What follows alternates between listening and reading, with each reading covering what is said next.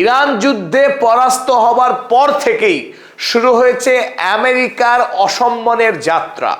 প্রতিদিন বিশ্বের বিভিন্ন প্রান্তে আমেরিকা সুপার পাওয়ার, সেই সুপার পাওয়ার আমেরিকার আত্মসম্মানের নিকুচি হচ্ছে। আজ মস্তিষ্ক প্রক্ষালন হয়ে যাওয়া মানসিক ভারসাম্যহীন রাষ্ট্রপতি ডোনাল্ড ট্রাম্প আমেরিকার গণতন্ত্র নিয়েই তুলে দিলেন বড়সড় প্রশ্ন। এবার তিনি আমেরিকায় এসআইআর শুরু হোক সেই দাবি করে দিলেন। ভারতবর্ষে 8টি রাজ্য জুড়ে এসআইআর স্পেশাল ইন্টেন্সিভ রিভিশন যেমন হয়েছিল, অর্থাৎ বৈধ ভারতীয় ভোটারের নাম কেটে ভারতবর্ষের শক্তিশালী ক্ষমতাসীন রাজনৈতিক দল বিজেপি দল যেভাবে বিভিন্ন রাজ্যে ভোটে জেতার জন্য এসআইআর চালু করেছিলেন, ঠিক একইভাবে এই ডোনাল্ড ট্রাম্প তিনি নভেম্বর মাসের আমেরিকার মিড টার্ম ইলেকশন জেতার জন্য কারচুপি করবার একটা নতুন অভিযান শুরু করলেন। ডাক দিয়েছেন আমেরিকাতে এসআইআর করতে হবে। তিনি এবার দাবি করছেন আমেরিকার যে ভোট পদ্ধতি, সেই ভোট পদ্ধতি কারচুপিতে ভরা, গোটা পৃথিবীর মানুষের কাছে প্রহসনের পাত্র, হাসির খোরাক আমেরিকার ভোট পদ্ধতি। সুতরাং আমেরিকার এই ভোট পদ্ধতিকে এবার আমূল বিবর্তন করতে হবে। কিন্তু শ্রীমান উন্মাদ তিনি কোন এক্সিকিউটিভ অর্ডার পাশ করিয়ে দেশে আইন পরিবর্তন করার দিকে না এগিয়ে সরাসরি তার দলীয় যারা সমর্থক রিপাবলিকান দলের কর্মীদের তিনি যুদ্ধে নামতে আহ্বান করলেন। সেভ আমেরিকা অ্যাক্ট, আমেরিকা বাঁচানোর অভিযানে ঝাঁপ দিতে বললেন। আর এতেই আমেরিকার গণতন্ত্র, যা এতদিন ধরে আমেরিকার রাষ্ট্রপতিরা বলে আসছিলেন যে সারা পৃথিবীর প্রথম গণতন্ত্র আমেরিকা, আমেরিকার গণতন্ত্র গোটা পৃথিবীর মানব জাতির মুক্তির পথ, মুক্তির দিশা। শুনুন ডোনাল্ড ট্রাম্প তার দেশের গণতন্ত্রকে কিভাবে গালমন্দ করছেন। আমেরিকাজ ইলেকশনস আর রিগড, আমেরিকার ভোট কারচুপিতে ভরা। তার মানে এই ডোনাল্ড ট্রাম্প চোর, যিনি পেডোফাইল, তিনি চুরি করে আমেরিকার রাষ্ট্রপতি হয়েছিলেন। নিজেই স্বীকার করছেন যে আমেরিকার ভোট আসলে কারচুপি দিয়ে হয়, স্টোলেন, আমেরিকার ভোটে চুরি হয়, অ্যান্ড আ লাফিং stock all over the world. গোটা পৃথিবীতে আমেরিকার গণতন্ত্র, আমেরিকার ভোট প্রহসন, হাসির পাত্র। We are either going to fix them, হয় আমাদের এই ভোটকে ঠিক করতে হবে, or we won't have a country any longer, না হলে আমেরিকার রাষ্ট্রেরই অস্তিত্ব থাকবে না। খোদ ডোনাল্ড জে ট্রাম্প, আমেরিকার বর্তমান রাষ্ট্রপতি বলছেন, I am asking all Republicans to fight for the following। তাই তিনি আমেরিকার রিপাবলিকান দলের মানুষদেরকে ঝাঁপিয়ে পড়তে বলছেন। কি করতে হবে? Save America act, make America great again. এখন ভুলে গেছেন, কারণ মাগা গোষ্ঠীর মানুষজন এখন ধেয়ে তাকে মারতে তাড়ছে। যে কথা বলে ক্ষমতায় এসেছিলেন, মেক আমেরিকা গ্রেট এগেন, এখন বলছেন, কখনো বলছেন মেক ভেনেজুয়েলা গ্রেট এগেন, কখনো বলছেন মেক ইরান গ্রেট এগেন। এই সমস্ত বিভ্রান্তিতে পড়ে আমেরিকার লোক এখন বলছে পিটো ওভার ট্রাম্পকে। তাই এখন ভয়ে পালিয়ে এসে বলছে সেভ আমেরিকা অ্যাক্ট, আমেরিকাকে বাঁচানোর, রক্ষা করবার লড়াইয়ে নামতে হবে রিপাবলিকান কর্মীদের। বলেন all voters must show voter ID. তিনি নিদান দিচ্ছেন আমেরিকায় ভোট কিভাবে সম্পাদিত হবে। সেই ভোট পদ্ধতিতে তিনি বললেন প্রতিটা রাজ্যে, আমেরিকার 50টি অঙ্গরাজ্যের মধ্যে 36টি রাজ্যে ভোট দিতে গেলে প্রতি ভোটারকে তাদের ভোটার আই কার্ড শো করতে হয়। 14টি রাজ্য এমন আছে যেখানে পূর্বেই তালিকা প্রস্তুত থাকে, সিগনেচারও করা থাকে। ভোটাররা ভোট কেন্দ্রে গিয়ে সিগনেচার করে ভোট দেন, সেখানে আইডি কার্ড দেখাতে হয় না। অন্তত তিনি বলে দিলেন যে আমেরিকার কোথাও ভোটার আইডি কার্ড দেখাতে হয় না। এবার তিনি সেই মহান সংস্কারক, আমেরিকার গণতন্ত্রকে বাঁচাতে এসছেন তিনি।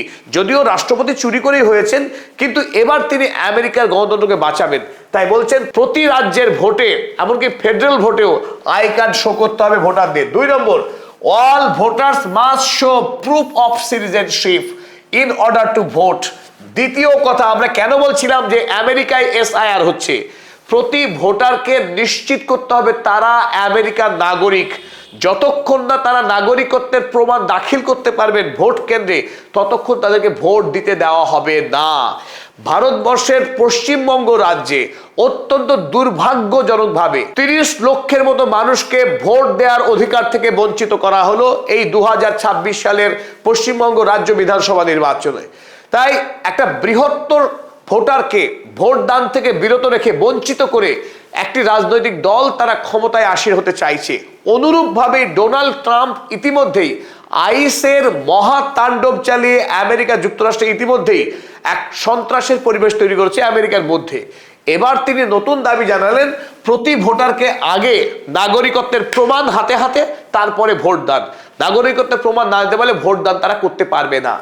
তৃতীয় তিনি বলেন, নো মেল ইন ব্যালটস, অর্থাৎ ভোট কেন্দ্রে না এসে বাড়ি থেকে মেল করে যে ভোট দেওয়ার ব্যবস্থা আমেরিকায় প্রচলিত আছে, সেই পদ্ধতিকে এবার হটিয়ে দিতে হবে, রদ করতে হবে।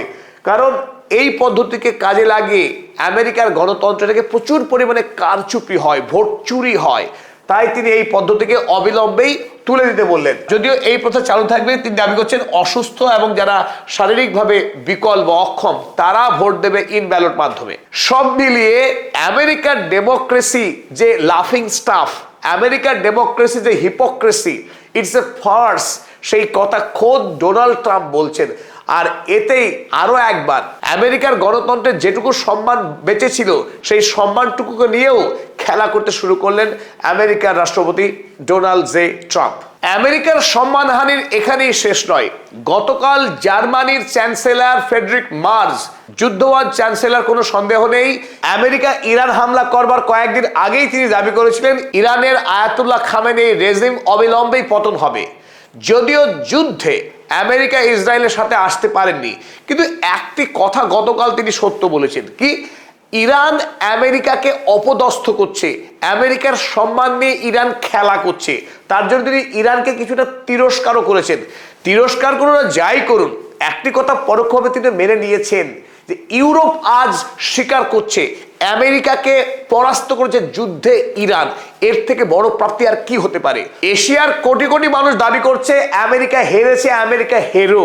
সেই একই কথা বকলমে মেনে নিলেন এই যুদ্ধবাজ ফ্রেডরিক মার্জ, যিনি কিছুদিন আগে ইরানের IRGC কে টেরোরিস্ট অর্গানাইজেশন বলে ঘোষণা করেছিলেন। আর গতকাল তিনি দাবি করলেন IRGCর হাতে আমেরিকার পরাজয় হয়েছে যুদ্ধে। এক তাৎপর্যপূর্ণ উলটপুরাণ। তিনি বলেছেন, an entire nation is being humiliated by the Iranian leadership. An entire nation, better আমরা পড়বো, an entire nation of America is being humiliated by the Iranian leadership. ইরানের নেতৃত্ব আমেরিকার জাতিকে, সমগ্র আমেরিকার জাতিকে অপদস্থ করছে। কিভাবে? এক তো যুদ্ধে হেরেছে, দ্বিতীয়ত শান্তি চুক্তি নিয়ে ইরানের নেতৃত্ব মার্কিন নেতৃত্বকে হেলা ফেলা করছে, তাদেরকে গুরুত্বই দিচ্ছে না। আমেরিকার জন্য বিরাট বড় অসম্মানের, আর সেই কাজ করতে সাহস দেখাচ্ছে ইরান। তাই তিনি রেগে গিয়েছেন ইরানের উপরে। ওরে বাবারে, আমেরিকার প্রতি এত মহব্বত, এত প্রেম, তো চলে আসুন, হরমুজকে মুক্ত করতে আসুন, কিসের ভয়, এসে দেখুন কেমন লাগে। কিন্তু সেই সাহস দেখাতে পারছেন না। কিন্তু ল্যাজ নড়িয়ে তিনি বলছেন ইরান বড় অন্যায় করছে আমেরিকার বিরুদ্ধে। মার্কিনদের প্রতি খুব সহমর্মিতা দেখাচ্ছেন এই ফ্রেডরিক মার্জ। আমেরিকার সম্মানহানির আরো এক উদাহরণ। যদিও জার্মানি এখনো মায়াকান্না কাঁদছে আমেরিকার জন্যে, কিন্তু ইউরোপ আর আমেরিকার সঙ্গে সেই অর্থে নেই নেটো মাইনাস আমেরিকা, অর্থাৎ আমেরিকাকে বিযুক্ত করে আগামী দিনে নেটোকে বাঁচতে হবে। ইউরোপ মহাদেশকে আমেরিকা আগামী দিনে আর রক্ষা করবে না, তার পাশে দাঁড়াবে না, তার সমস্ত ইঙ্গিত ইতিমধ্যেই পাওয়া গিয়েছে। গ্রিনল্যান্ডকে থাবা মেরে কেড়ে নেওয়া, এমনকি ইউরোপীয় একাধিক রাষ্ট্রনায়ককে অপমান করা, তাদের ব্যক্তিগত জীবন ফাঁস করে দেওয়া, ডোনাল্ড ট্রাম্প কোনোটা করতেই পিছুপা হননি। আগামী দিনে এই জন্যে ধীরে ধীরে ইউরোপীয় রাষ্ট্রগুলো একটু একটু করে স্বাধীন হওয়া, আমেরিকাকে ছেড়ে বাঁচার অভ্যেস করার চেষ্টা করেছে। আর সাম্প্রতিক তার বড় উদাহরণ, নেটোর প্রয়োজনে সার্ভেলেন্স এয়ারক্রাফট তৈরি করার প্রয়োজন পড়েছে। এতদিন আমেরিকার বোয়িং কোম্পানি এই কাজ করে আসছিল গোড়া থেকেই, অথচ এবার হঠাৎ প্রথমবারের মতো ইউরোপিয়ান নেটো রাষ্ট্রগুলো সার্ভেইলেন্স এয়ারক্রাফট বানানোর বরাত দিল সুইডিশ এবং কানাডিয়ান কোম্পানিকে $5 বিলিয়ন একটি বরাত। আর এই $5 বিলিয়ন বরাত পাওয়ার জন্য রীতিমতো আবেদন এবং তদবির দুটোই করেছিল বোয়িং কোম্পানি। আমেরিকার পক্ষে সওয়ালও করা হয়েছিল, তাতেও কিন্তু ইউরোপীয় রাষ্ট্রগুলো আমল দেয়নি, বরং এই বরাত পেয়ে গেল সুইডেনের সাব এবং কানাডিয়ান কোম্পানি বম্বার্ডিয়ার। এই দুই কোম্পানি মিলিতভাবে E-3A সেন্ট্রি, আমেরিকার সেই বিখ্যাত E-3 সেন্ট্রি যা আকাশে ভাসমান অবস্থায় থেকে বিস্তীর্ণ অঞ্চল জুড়ে শত্রুপক্ষ রাষ্ট্রের যে তথ্যগুলো সংগ্রহ করে, আর আমেরিকান বা নেটোর যে সমস্ত সামরিক সেনাঘাঁটি আছে সেগুলিতে কোনো আক্রমণ হচ্ছে কিনা তার তথ্য ইনস্ট্যান্টলি সামরিক কার্যালয়ে প্রেরণ করে। সেই কাজ, এই ধরনের সার্ভেলেন্স এয়ারক্রাফট বানানোর দায়িত্ব পেয়ে গেল এবার এই কানাডিয়ান এবং সুইডিশ কোম্পানি। এখান থেকে একটা বার্তা খুব স্পষ্ট, নেটো এবং আমেরিকা তাদের মধ্যে বিভাজন আরো অনেকখানি বেড়ে গেল। তাই ইরান প্রথম আক্রমণ করবার পর থেকেই আমেরিকা হুড়মুড় করে ভাঙতে শুরু করেছে। সারা পৃথিবীতে তার যে সুপার পাওয়ার স্ট্যাটাস তা চলে গেল। দ্বিতীয়ত, ইউরোপ মহাদেশ আর আমেরিকাকে কোনোভাবেই পুরোপুরি নির্ভর করতে পারছে না। যদিও জার্মানির মতো দু একটি রাষ্ট্র এখনো আমেরিকার সঙ্গে সুরে সুর মেলানোর চেষ্টা করছে, তবুও সরাসরি আমেরিকার সঙ্গে ইরানের বিরুদ্ধে যুদ্ধ করতে আসতে সাহস দেখাতে পারছে না। ওদিকে আমরা দেখছি ফ্রান্স বা ব্রিটেন তারা এখনো পর্যন্ত ইরানের বিরুদ্ধে না কোনো বাইট দিয়েছে, বরং হরমুজ প্রণালীকে একরকম মেনে নিয়েছে ইরানের রাষ্ট্রীয় অংশ হিসেবেই। তারই প্রমাণ পাওয়া গেল এইভাবে যে ইউরোপের এই রাষ্ট্রগুলি সরাসরি শিপ ইন্স্যুরেন্স যে কোম্পানিগুলো তাদের সঙ্গে ইরান সরকারের একটা পারস্পরিক বোঝাপড়া করে নেওয়ার নির্দেশ দিয়ে দিয়েছে ইতিমধ্যেই। আর আমেরিকা এতদিন নেটোতে যে কর্তৃত্ব করে এসছে, নিজের সাম্রাজ্যবাদের প্রয়োজনে ইউরোপীয় দেশগুলির সৈন্যবাহিনী, ইউরোপের মাটি, ইউরোপের সামরিক সেনা ছাউনিকে যেভাবে এতদিন ব্যবহার করে এসছে, সেই অনুমতিও কিন্তু আর এখন আমেরিকা পাচ্ছে না। ইরানের বিরুদ্ধে যুদ্ধে ইউরোপের অধিকাংশ রাষ্ট্রই আমেরিকাকে তাদের মাটি এবং সেনা ছাউনি ব্যবহার করার অনুমতিই দেয়নি। তাই আমেরিকা ক্রমশ বিশ্ব রাজনীতি থেকে বিচ্ছিন্ন এবং একলা হয়ে যাচ্ছে, তার সম্মান ধুলোয় মিশে যাচ্ছে।